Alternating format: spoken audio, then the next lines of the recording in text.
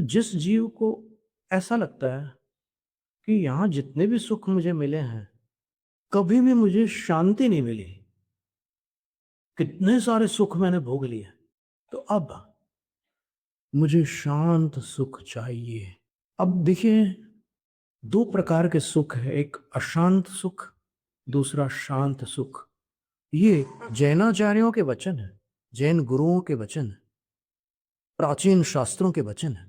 प्रवचन सार ग्रंथ की टीका में इस शांत सुख की चर्चा करते हुए आचार्य जयसेन स्वामी लिखते हैं, शम सुख शीलित मनसा मशनमपि द्वेषमेति किमु कामा स्थलमपि दहति झषाणा मंगम किमंग पुनरंग मंगारा।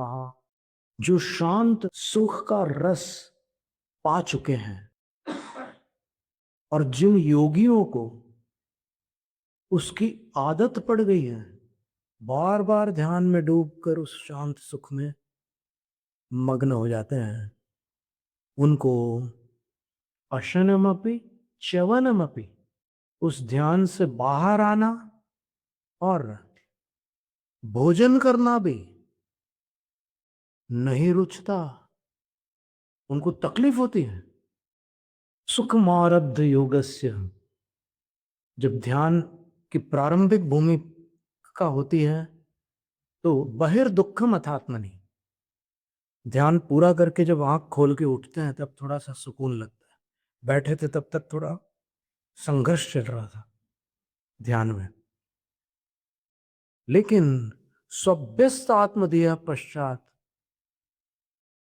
बहिरेवा सुखम सौख्यम मध्यात्मम भावितात्मना, जब ध्यान का अभ्यास बढ़ जाता है तब अंदर सुख आने लग जाता है और बाहर कष्ट होने लगता है।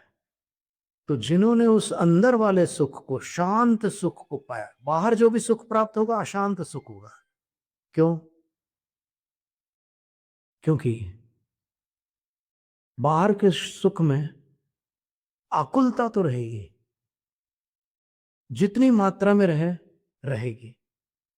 ठीक है, आप आंख बंद करके गुलाब जामुन खा रहे हैं, उसके अंदर एक इलायची का दाना है और केसर है और सारी कल्पनाएं कर लो आप, और उसका सेवन करते समय आप इतने तल्लीन हो जाते हैं।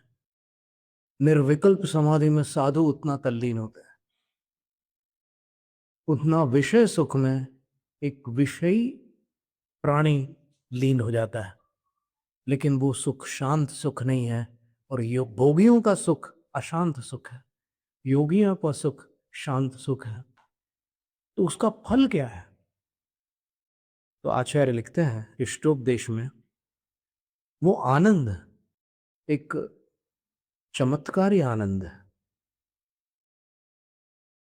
संसार में जो सुख है वो बंधन में डालता है, और वो जो सुख आनंद है, शांत सुख जिसको कहते हैं, वो क्या करता है? आनंदो निर्दहत्युदघम कर्मेंधन मनारतम न चासौ खिद्यते योगी बहिर्दुखेष्व चेतना। दोनों में बड़ा अंतर है। क्या अंतर है? उन्होंने बहुत सुंदर उदाहरण दिया कि वो अंदर जो बंधन हुआ है कर्मों का पुराना, जो आत्मा के साथ बंधे पड़े कर्म है, उनको ईंधन बनाकर जलाता है वो आनंद। ध्यान में डूबे हुए हैं वो योगी, तो ध्यान की अग्नि कर्मों को ईंधन बनाकर जलाती है, और जैसे अग्नि से प्रकाश निकलता है वैसे उन योगी को आनंद प्राप्त होता है। जब तक ध्यान में है तब तक वो अग्नि जलती रहेगी, ईंधन जलता रहेगा।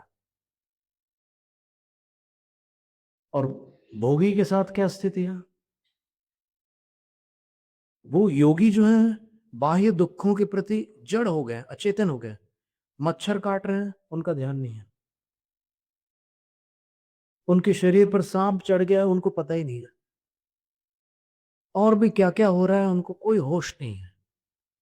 वो उस आनंद में डूबे हुए हैं, उनके पाप कटते जा रहे हैं। ये योगी की दशा है। और भोगी की दशा क्या है? भोगी, अगर उसको गुलाब जामुन खाते खाते उसके नाक पर आकर मक्खी बैठ जाए तो सारा मजा किरकिरा हो जाए। और खाते खाते अगर कूलर या पंखा या एसी बंद हो जाए तो दिमाग खराब हो जाए। खाते खाते अगर मोबाइल में रिंगटोन की आवाज कानों तक आने लग जाए तो फिर मन में ये विचार आता है कि यही समय मिला क्या उसको कॉल करने की। डिस्टर्ब हो जाता है। तो जो सुख डिस्टर्ब हो जाता है उसका नाम है अशांत सुख। और जिस सुख को कोई डिस्टर्ब नहीं कर सकता वो है शांत सुख। तो जो डिस्टर्बिंग सुखों में फंसे हुए हैं वो संसार के बंधन को प्राप्त होते हैं।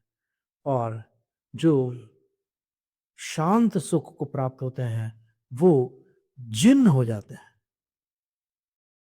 जिन का अर्थ है विजेता।